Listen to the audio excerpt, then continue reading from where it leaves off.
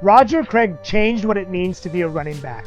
He was a 1980s All-Decade performer, a 3-time Super Bowl champion, a 4-time Pro Bowler, 2-time All-Pro, and was named Offensive Player of the Year in 1988. Craig was the first player in NFL history to have 1,000 yards rushing and 1,000 yards receiving in the same season. He led the league in receptions as a fullback in 1985 and was the first player ever to score 3 touchdowns in a Super Bowl.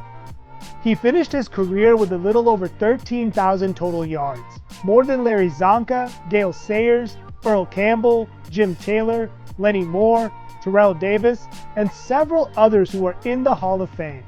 Craig was extremely durable as well, having played in 121 games during his 8 seasons in San Francisco. He also appeared in the playoffs every year of his career and performed his best when it mattered most, accumulating 410 yards and 4 touchdowns across his 3 Super Bowl appearances. To many, he was the key to unlocking Bill Walsh's West Coast offense, but it wasn't just his all-purpose ability that helped the 49ers become a force. It was his work ethic, leadership, and willingness to put the team first that made him invaluable.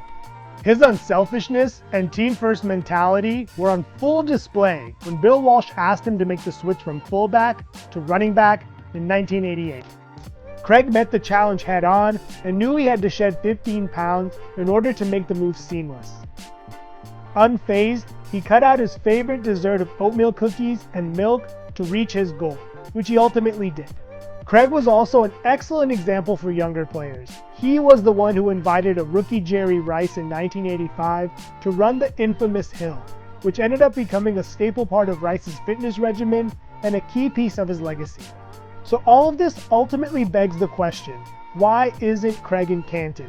Some say he benefited from being on a team full of superstars, which minimizes his contributions. Others say his rushing stats and individual accolades aren't enough. And then there are those that say it's the costly fumble in the 1990 NFC Championship game against the Giants, which effectively ended the 49ers dynasty, that is keeping him out of Canton.